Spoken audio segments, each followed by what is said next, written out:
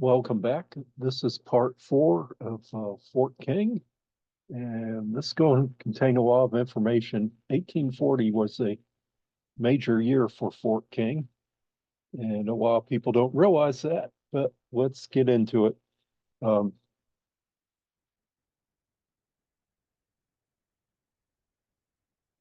there we are. Okay, Fort King.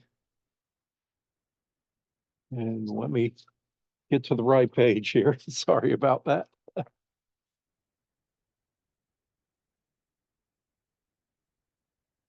Okay, in January 1840, uh, the companies of the 7th Infantry at Fort Micanopy exchanges with Fort King. So Company A, 7th Infantry, comes to Fort King in January with Captain Gabriel Rains assumes command of Fort King. There are in January 47 men at the post. The surgeon S.P. Moore remains as a surgeon at the post from the former previous command. This Steve Abel in 7th Infantry uniform, officer's uniform of the time. And this is the post returns from January 1840.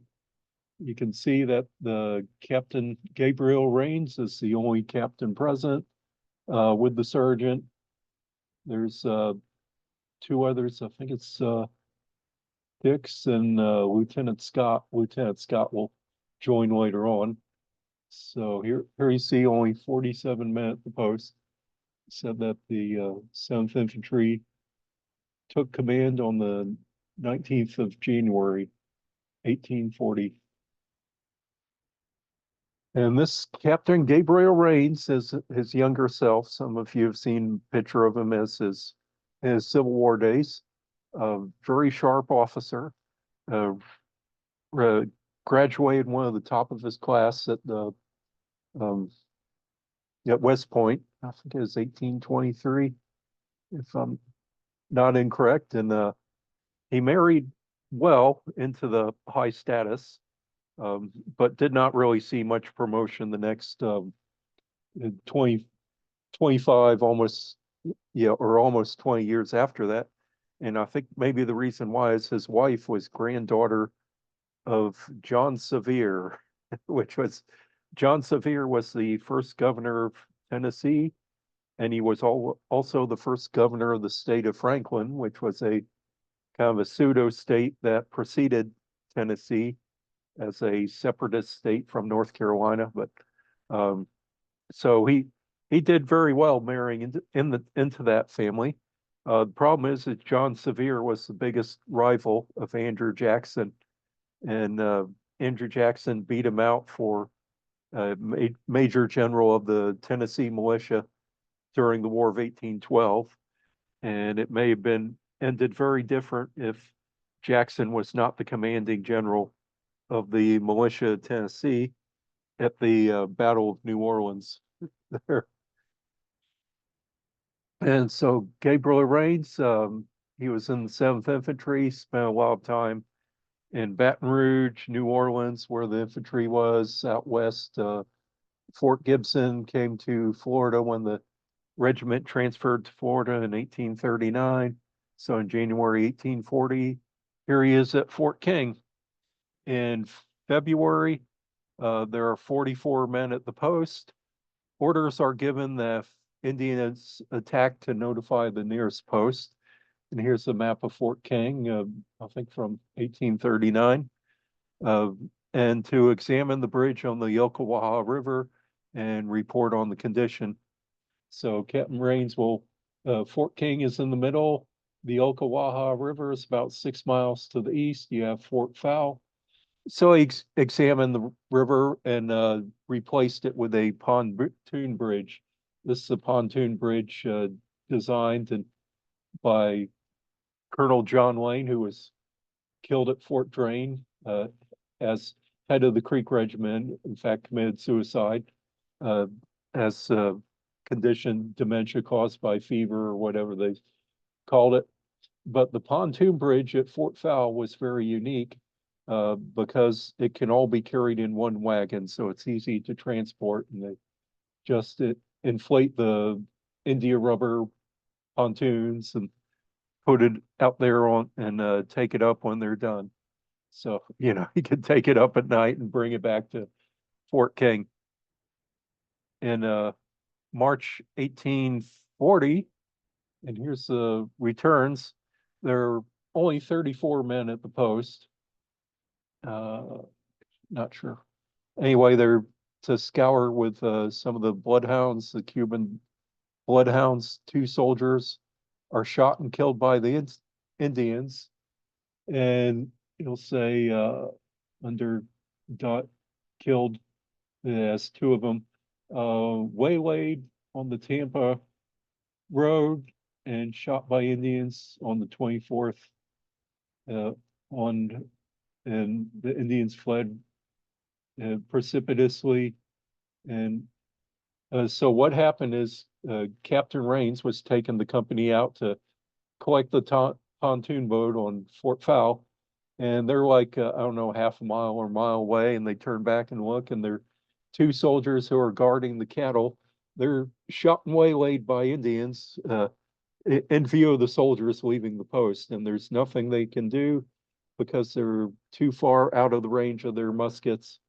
And so by the time they get back, the Indians have fled, and they go several miles way down southwest of there, but they never catch them.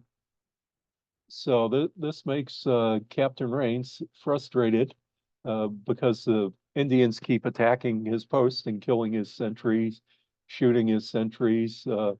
Another time, it just waylaying and attacked the soldiers guarding the post. So uh, in April 1840, there's 2 different expeditions that go out to search for the attackers, Miccosukes or Seminoles who have attacked. Several months later, they identify actually who the band was that attacked them. So there's one group that comes up from Fort Clinch, 2nd Infantry under command of Major Loomis, Gustavus Loomis, and they scout around Lake Panasoffkee, what's now near the town of Inverness, and they find burn about 700 acres of fields that the indigenous people have been tending to, and burn out their crops. And they really don't catch any prisoners because the Indians have fled, but they found fields that they were definitely working with and kind of dropped their tools and fled. Another expedition from Colonel Rains, his company, a couple dozen soldiers, they leave out Fort King. And as they're going out, they run into some dragoons from Fort Russell. And the dragoons said, "Hey, can we join your little pillage excursion?" And they say, "Sure." So they go around down to Lake Eustis, Lake Harris, around the chain of lakes around Lake County.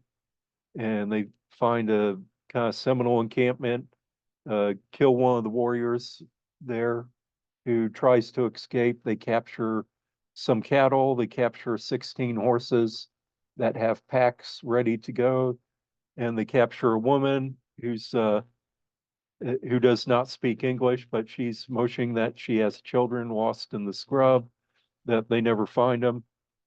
But they take her back in chains to Fort King, and so she's prisoner at Fort King. Well, the thing about what happened here is that the uh, Seminoles or Miccosukee band, they know where the soldiers live. They know they went back to Fort King. And so they're going to take their revenge. The woman, later on, they try to use her as a negotiator a few months later and return her to the people. So Captain Rains, he's having his sentries attacked at the fort, so he puts out an explosive device, a exploding shell. When a blanket or something is taken off of it, uh, it'll trip off a fuse and explode. So one of the soldiers who was waylaid and killed guarding the post, they put one of the explosive devices out there, and during the night they hear it explode. Now, Captain Gabriel Rains and his younger brother George Washington Rains, they are known as the Bomb Brothers, or the father of torpedoes or landmines, and during the Civil War became very deadly weapon, and it changed warfare forever. But one thing you'll read most accounts, if you read the history of landmines, usually they'll start off with the Civil War. Well, uh, over 20 years earlier, Captain Rains was testing them on Seminoles. Here's a picture of Captain Rains' torpedoes, an explosive device he would put out in Mobile Bay, explosion uh, in some of the forts. It was, at the time, is considered very um, uh, unethical warfare, but things change when you got a deadly device and things get desperate. It changes the rules of warfare. This replica is at Fort McAllister near Savannah. Pretty neat fort that's worth visiting.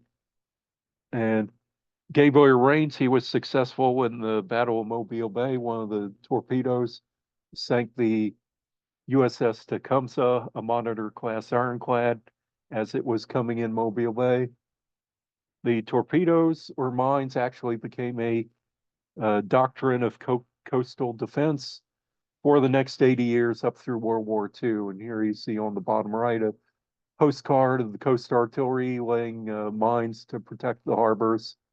So pretty significant device that Captain Rains made that was part of the doctrine. So anyway, as I mentioned, Captain Rains and the soldiers at the fort heard their explosive device going off in the distance one night. So they go the next morning searching for Indians in a hammock, and they don't find any at first.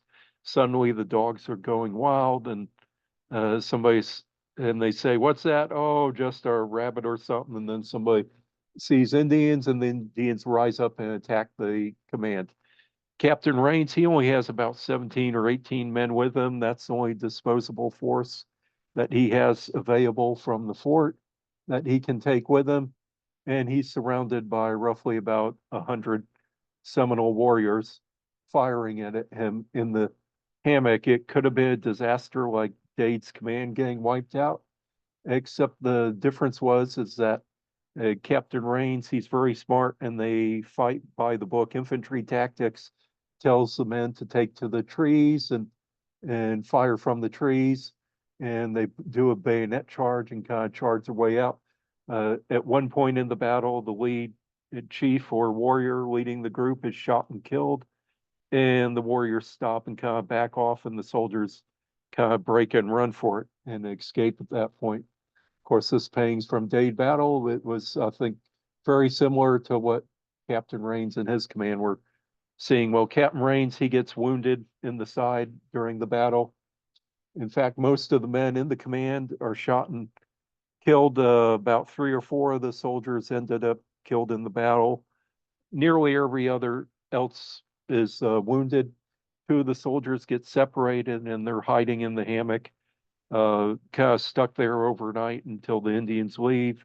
And they noticed when the Indians leave, they count about 92 warriors, and they count about 30 women helping too, and some of the women helping off some of the wars. So the kind of significant is the Seminoles using the women to assist with them on this ambush here. And there was not a Seminole village nearby at the time, so it was kind of at the distance. They think the Seminoles attacked from maybe a village around Ocklawaha River, about 6 or 8 miles away.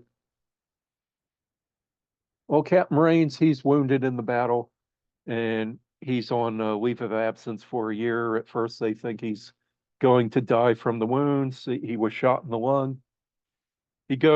He's sent off to recuperate at Fort Pike near Louisiana, which I think the Army wanted to finish him off, sending him there. That's kind of rough. It's hot and humid, and the mosquitoes are terrible.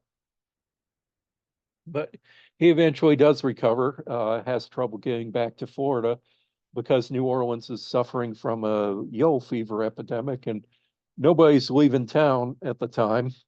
He eventually does come back. And later on, he joins the Confederacy at the beginning of the Civil War. And he becomes, after in wasted jobs like having an infantry regiment and also have recruitment, somebody finally gets smart and puts him head of the Confederate Torpedo Bureau, where he starts using this technology. Afterwards, Captain Rains, after the Civil War, he's still suffering from the wound they received from the Seminoles for the rest of his life. So he applies for Congress. Kind of hard for him to do, a Confederate general, to get any disability from Congress. And at the time, they don't really have any pensions at that point. This is the 1870s. But eventually he does get that. And I think he gets that in part, he says, because of his wound he receives in 1840, and also his technical expertise on the torpedoes are uh, are very important. In fact, he's still writing technical manuals in the 1870s. Um, and the government eventually gives him a job with the Quartermaster Depot in the late 1870s, which is as close as a pension you're going to get at the time. Very unusual for somebody to get government funds who was a Confederate general. He dies in Aiken, South Carolina in 1881. So anyway, he's wounded. Most of the garrison was injured in the battle, the remaining garrison. So this is the post returns Fort King from April. It says Surgeon Moore, officers, Gabriel Rains, says wounded, and Lieutenant Scott is commanding the company at the time. And here's the post returns, Lieutenant Scott commanding the post. In fact, it's kind of so bad at the time that there was no post return for the next month, in the month of May 1840. But I've written mostly about this in my book, Alachua Ambush, and you can uh, see it down below if you're interested in a copy. So anyway, the Second Dragoons come and they take command of the post. Benjamin Beale, who I think I mentioned in a previous video, the Second Dragoons, well-liked officer. Captain Beale takes command of the post. Here's the here's the post returns from June. Captain Beale in command of the post since the 25th of June. And Lieutenant Scott's still there, but the 7th Infantry is pulled out and they're returned to Fort Brooke after that. So there, the 2nd Dragoons are going to command the post for a little bit.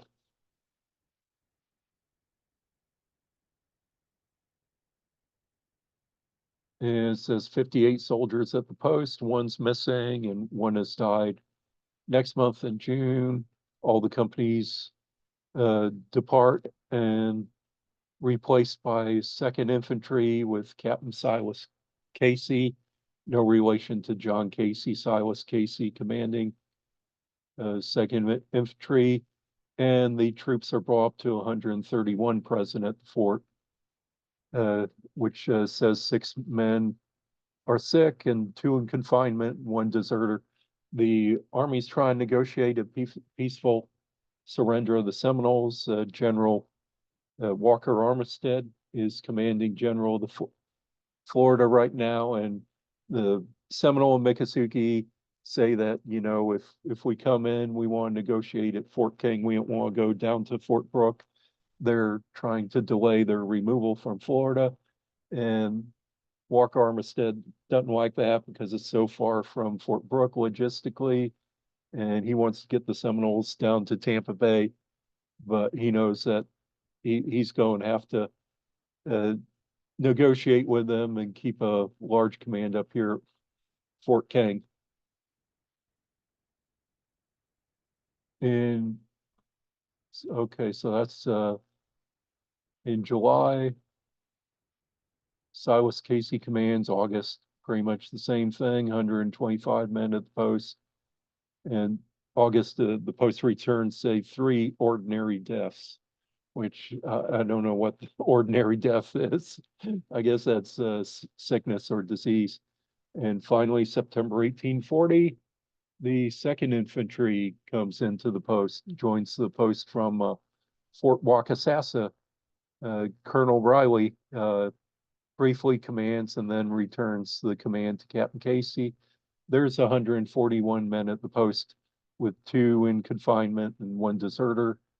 It's also a regular court-martials held at Fort King, which is what they do when they have a lot of officers at one post. Court-martials were actually very common at the time, and usually it was held with whichever officers were available. That's September 1840. And that's the post returns from there. You see a lot's going on at the post. Here's Bennett Riley, his 2nd Infantry. Looks like he has a hair helmet on. That's definitely not regulation.